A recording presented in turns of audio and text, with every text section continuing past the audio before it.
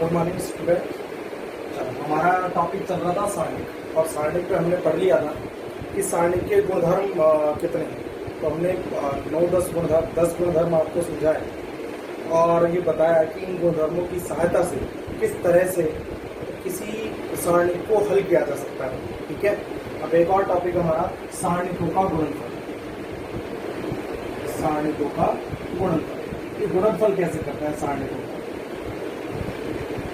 देखो, सारणिकों का गुणनफल जैसे हम आव्यूह का गुणनफल करते हैं सेम उसी तरीके से किया जाता है। ठीक है, सारणिक का गुणनफल बिल्कुल सेम आप आव्यूह की गुणनफल की तरह से करेंगे। कैसे? 1 2 4 3 एक सारणिक है और दूसरी सारणिक है 3, है ना, 0 -1 और इन दोनों को आपस में गुणा करें। तो जब आप गुणा करेंगे तो सेम वही तरीका है ना, किसकी, ये पंक्ति है और ये स्तंभ है, तो पंक्ति की, है ना, स्तंभ से गुणा कर, स्तंभ से गुणा। तो चलो पंक्ति की स्तंभ से गुणा करते हैं, तो ये पंक्ति रही है, स्तंभ है, दोनों में सेम अवयव मिलेंगे आपको। 1 को 3 से गुणा करो, है ना, 1 × में 3 और फिर प्लस लिखेंगे 2 × में -1, 2 × में -1। समझ में आया? इसी तरह से R1 की C2 से करेंगे, तो 1 × में 0 लिखेंगे, फिर प्लस 2 × में 2 लिखेंगे। अब 4 की गुणा किससे करेंगे? 3 से, और फिर प्लस लिखेंगे 3 की -1 से, फिर 4 की गुणा करेंगे 0 से, और प्लस लिखेंगे 3 की गुणा करके 2 से। कितना आया भाई? 3 और -2, है ना, 3 में से 2 घटाएंगे, कितना बचेगा? 1। यहाँ 2 दूनी 4 और 0 जोड़ेंगे तो 4, 0 + 4 लिखने की बजाय सीधा 4 लिख लिया। 4 की 12 में से 3 घटाओ, कितने बचेंगे? 9। ठीक है, और यहाँ पर 0, 3 दूनी 6, और मैं इस सारणी का मान निकालूं तो 6 - 9 = 36, कितना आ गया? -33। ये मान है, इसका गुणनफल ये होगा। ठीक है, लेकिन सारणिकों का गुणनफल आप 2 तरीके से कर सकते हैं। आप 2 तरीके से, मैंने आपको एक तरीका तो ये बताया सेम आव्यूह के तरीके से, जैसे हमने आव्यूह की गुणनफल की उसी तरीके से आप इस सारणी की भी गुणा कर सकते हैं। लेकिन इसका एक और तरीका है, वो क्या है? पंक्ति की स्तंभ की बजाय पंक्ति से ही गुणा की जा सकती है। ये तो सही रहता है ना, 2/2 की, तो आप पंक्ति की पंक्ति से भी गुणा कर सकते हैं। देखो कैसे? पंक्ति की पंक्ति से गुणा का मतलब है कि आपने सारणी का पहला गुणधर्म पढ़ा कि डिटर्मिनेंट ऑफ ए बराबर डिटर्मिनेंट ऑफ ए डैश, तो वो उसी के लिए कि भाई आप ए डैश से कर रहे हैं या ए से कर रहे हैं, बात एक ही है। तो पंक्ति की पंक्ति से गुणा भी संभव होती है। कैसे? पंक्ति को पंक्ति से ही गुणा करो, 1 × में 3 लिख दिया, फिर प्लस 2 × में 0 लिख दिया, फिर इसी पंक्ति की दूसरी पंक्ति इसका 1 × में -1 लिख दिया, और प्लस 2 × में 2 लिख दिया। यहाँ देखो 4 × में 3 लिख दिया, और प्लस 3 × में 0 लिख दिया। 4 की गुणा किससे होगी? -1 से, और प्लस 3 की 2 से। समझ में आया? अच्छा, इसे सॉल्व करके देखते हैं कितना आता है। तो जब मैं इसे सॉल्व करूंगा तो 3 एकम 3, ये तो 0 हो गया। ये कितना आएगा? -1 और 2 दूनी 4, 4 में से 3 घटाओ, कितने बचेंगे? 3। यहाँ देखो 4 किया 12, और यहाँ कितना बचेंगे? -4 3 दूनी 6, तो -4 और 3 दूनी 6, कितने बचेंगे? फिर 2 बच जाएंगे। ठीक है, तो इसे सॉल्व करेंगे तो 3 दूनी 6, -12 दिया 36, कितने बच गए? वापस से -30। पहले भी हमारे कितने आए थे? -30। इसका मतलब ये हुआ कि आप सारणी की गुणनफल 2 तरीके से कर सकते हैं। नंबर 1 पंक्ति की पंक्ति से, नंबर 2 पंक्ति की स्तंभ से। ठीक है, यानी आव्यूह के जैसे आपने गुणा किया ऐसे भी कर सकते हैं। तो ये तो मैंने 2/2 का सिखाया था। आप इसी तरह से 3/3 की गुणा कर सकते हैं। सेम वही तरीका, आप पंक्ति को पंक्ति से गुणा करेंगे या फिर पंक्ति को स्तंभ से गुणा करेंगे। ठीक है, तो आप दोनों तरीके से सारणिक का गुणनफल कर सकते हैं। चलो, अब एक और सवाल, क्या समान क्रम के ही सारणिक आपस में गुणा होते हैं? नहीं, ऐसा नहीं। आप किसी भी क्रम के सारणिक को किसी भी क्रम की सारणी, यानी 2 विषम क्रम के सारणिकों का गुणा भी संभव होता है। कैसे संभव होता है वो देखो, मैंने बताया कि 2 सारणिक बराबर कब होते हैं। आपने अगर ध्यान दिया हो तो मैंने कहा था 2 सारणिक बराबर होते हैं यदि इनके मान बराबर है। ठीक है, अब मेरे पास एक सारणिक है 2, इसका मान तो 2 ही होगा क्योंकि ये 1/1 है ना। लेकिन अगर मैं इसे ऐसे लिखूं 1 0 0 2, देखो ध्यान से, तो ये 2/2 क्यों? इसका मान कितना आएगा बताओ? 2, 2 एकम 2, है ना। तो क्या ये दोनों सारणिक बराबर? बिल्कुल बराबर। मैंने जो परिभाषा समझाई आपको उसमें क्या बताया कि 2 सारणिक समान या इक्वल, है ना, डिटर्मिनेट्स कहलाती हैं यदि उनके मान बराबर हो। तो क्या ये मान बराबर नहीं है दो दो? तो फिर ये तो दोनों सारणिक बराबर है। तो अगर मुझे सारणिक 2 की गुणा करनी पड़ जाए 2 3 1 4 से, तो फिर कैसे करूं भाई गुणा? मुझे इसके बराबर वाली सारणिक लिखनी पड़ेगी। 1 0 0 बन गई ना। अब गुणा करो, बात तो वही हुई, दोनों समान ही तो है ना।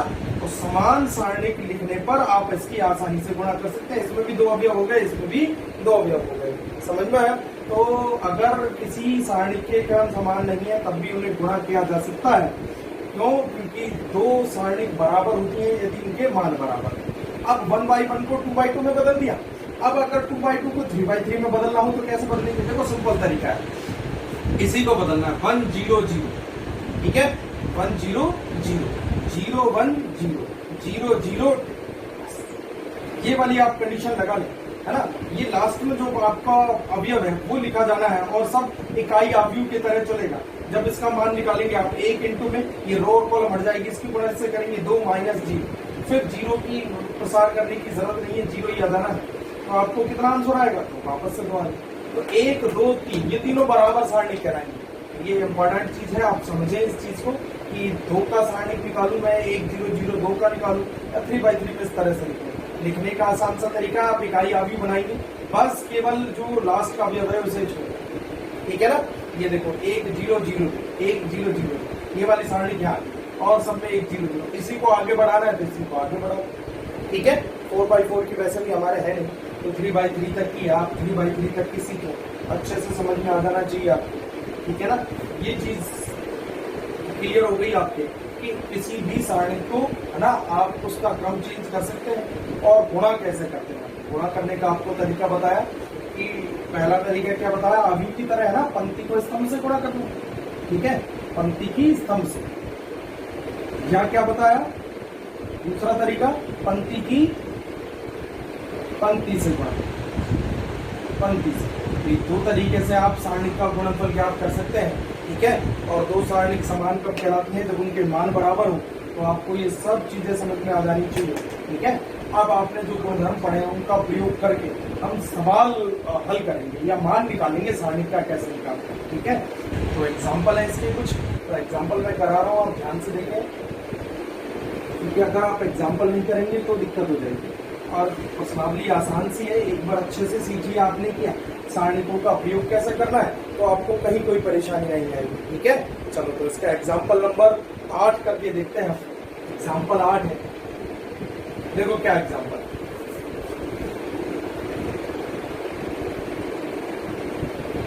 चलो ये क्वेश्चन है हमारा, और इसने कहा कि बिना विस्तार किसका मान ज्ञात।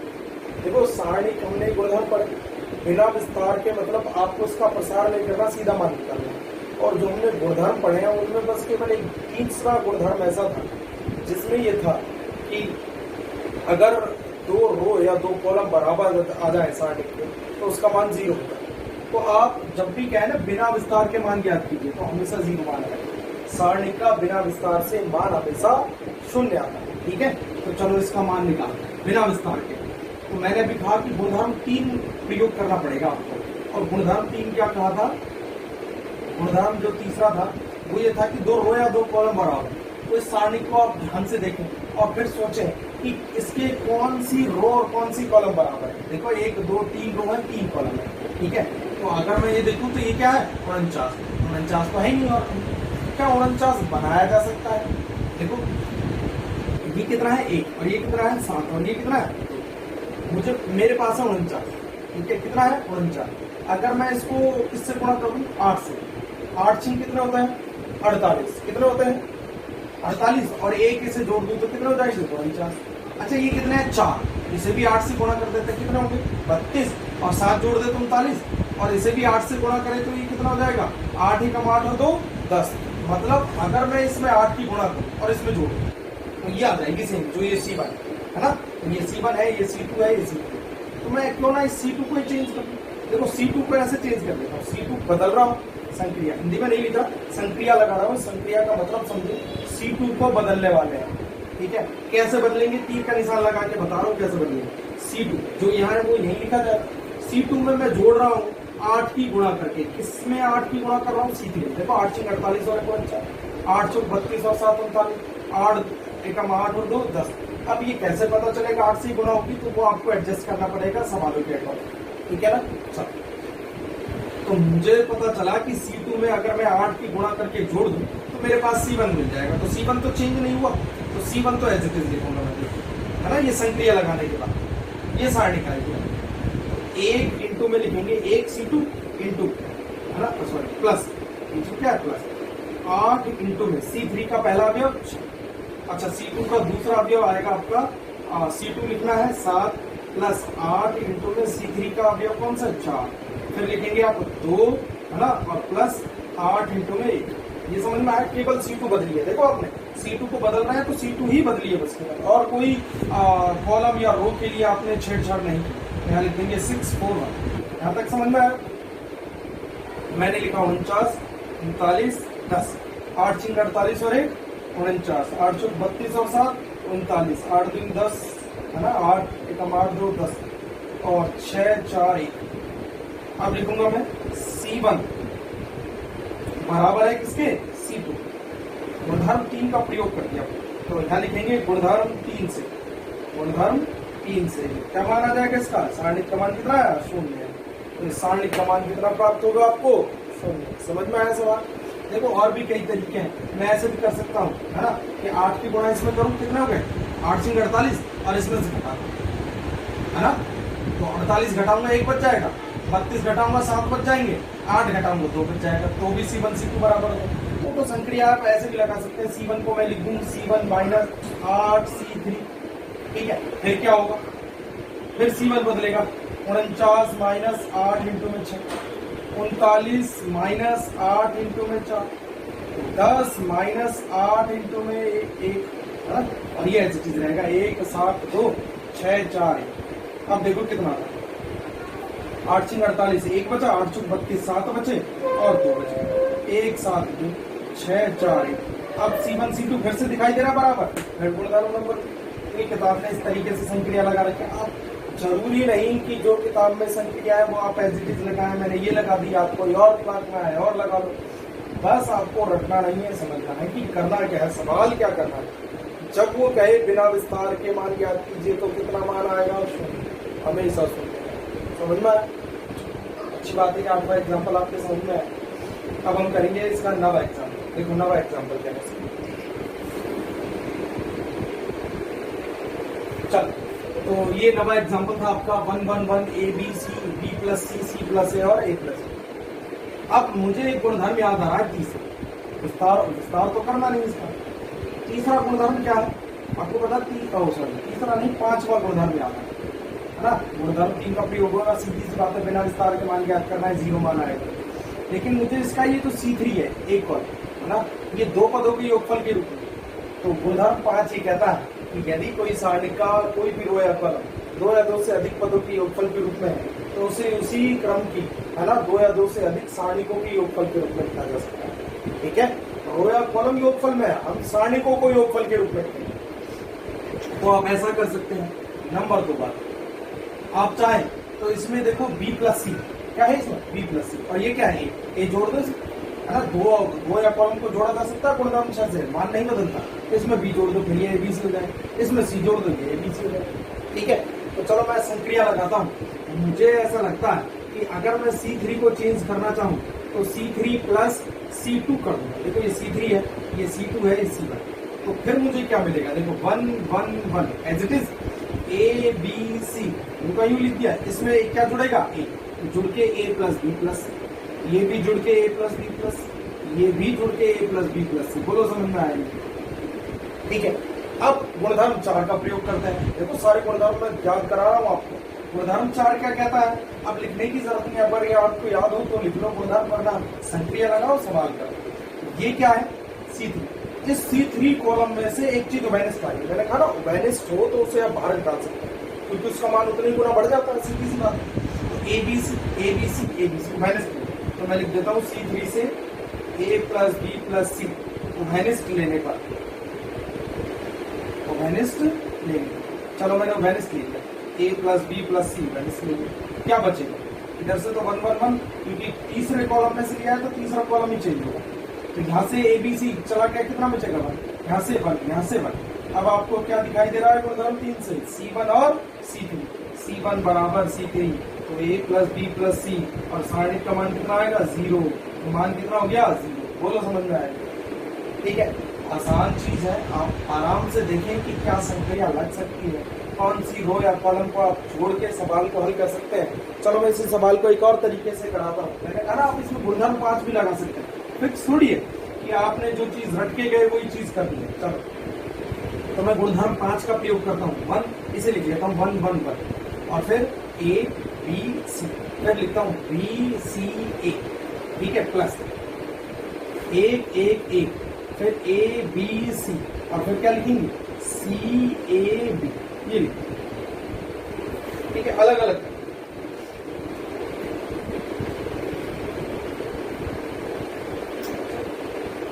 अलग अलग कर दिया ना इसे।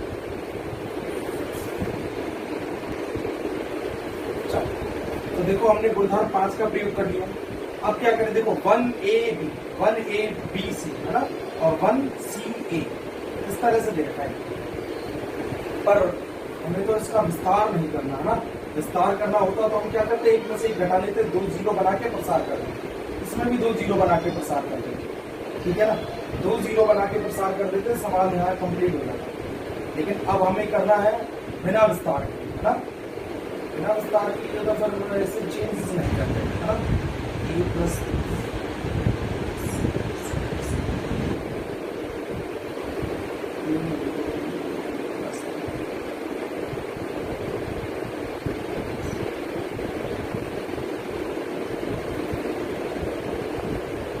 इस तरह से नहीं करेंगे इसे, है ना, क्योंकि विस्तार नहीं करना इसका। अगर विस्तार करना होता ना तो हम क्या करते, एक में से एक घटा लेते, फिर एक में से एक घटा लेते, 2 0 बना के प्रसार कर देते, और इस तरह से मत समझो। फिर इससे अगला सवाल कर 10 बाई 10।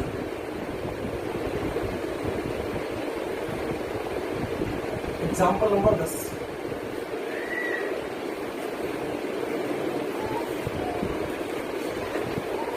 देखो आपका एग्जाम्पल नंबर 10 है, A minus B, M minus है, X माइनस 1, फिर यहाँ पर है B माइनस और C माइनस B, और यहाँ N माइनस P और P माइनस, फिर है Y माइनस Z और Z माइनस।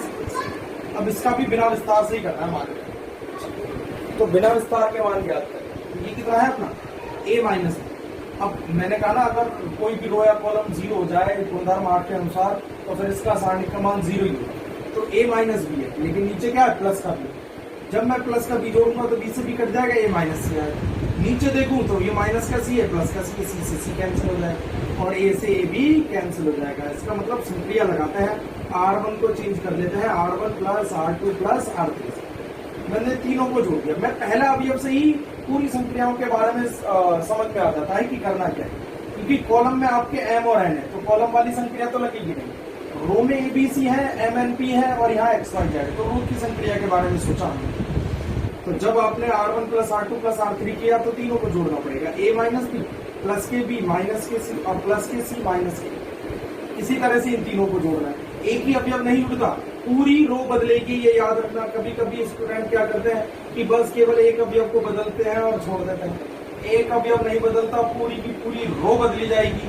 तो वहां लिखेंगे M माइनस N प्लस के N माइनस के P प्लस के P माइनस के N, और लास्ट में लिखेंगे आप X माइनस के Y प्लस के Y माइनस के Z प्लस के Z माइनस के X। फिर लिखेंगे B minus N minus P Y minus Z, फिर लिखेंगे C minus A P minus N और Z minus X as it is. ये देखो A से A कैंसिल हो गया, B से B, C से C क्या आ गया 0, तो यहाँ पे 0, ये 0, ये 0। बाकी क्या एज इट इज लिखेंगे B minus C, C minus N minus P, P minus N और Y माइनस Z और Z minus as it is. मान कितना आएगा, कौन सा गुणधर्म नंबर 8, वैसे तीसरा कह लो, 8वां कह लो। क्या गुणधर्म है कि यदि किसी सारणी का कोई भी रो या कॉलम 0 आ जाए तो फिर उस सारणी का मान 0 ही होता है। ठीक है, ये आसान से सवाल थे आपके। अब इम्पोर्टेंट सवाल है आपका 11वां, सिद्ध करने वाले सवाल आते हैं आपके। ये बिना विस्तार वाले मान तो नहीं आते, तो सिद्ध करने वाले सवाल आपके ज्यादा इम्पोर्टेंट है। 11वां एग्जाम्पल आपका इम्पोर्टेंट जो आपको इम्पोर्टेंट बताया जाता है उन्हें आप 2 बार सवाल को करके देखें तो आपको कोई परेशानी नहीं आएगी लास्ट में, ठीक है। चलो तो मैं 11वां एग्जाम्पल कराता हूँ कि सिद्ध कीजिए कि 1 1 1 x y z और x square y square z square बराबर दे रखा है x minus y minus z और z माइनस x। सिद्ध कीजिए, ठीक है, ये सिद्ध करके। अब एक बात ध्यान रखना हमेशा कि इसे सिद्ध करना है। अब इसमें लिखा हुआ नहीं कि सारणिकों के गुणधर्म का प्रयोग करना है, लेकिन आपको जब भी सवाल ये करने को मिले तो आपको सारणिकों का गुणधर्म ही प्रयोग करना है, इसका प्रसार नहीं करना।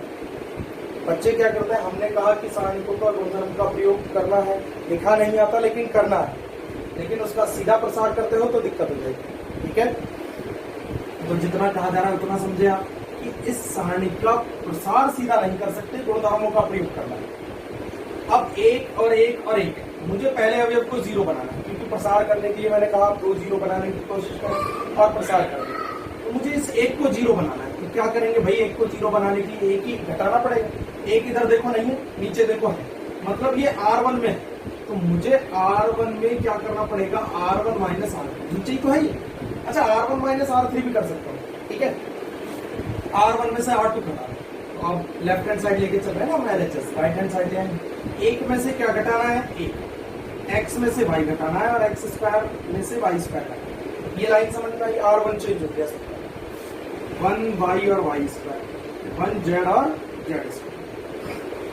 अच्छा, अब इसे भी 0 बना लूं, इसे 0 बनाने के लिए नीचे वाला घटाना पड़ेगा, तो मैं लिख देता हूँ R2 को R2 माइनस R2, तो ये आ जाएगा आपका 1 माइनस 0 x माइनस y। ये फॉर्मूला याद है, x माइनस y और x प्लस 1, यहाँ 1 माइनस 1 0, y माइनस z और यहाँ पे y square minus z square. क्या फॉर्मूला है, y माइनस z और y प्लस z। ये समझ में आ गया, शॉर्टकट कर दिया थोड़ा ना, 1z और z स्क्वायर। अब प्रसार नहीं करेंगे, पहले कॉमन निकालेंगे, कॉमन R1 में से क्या कॉमन है, x माइनस 1 दिखाई दे रहा है, और R2 में से y माइनस z।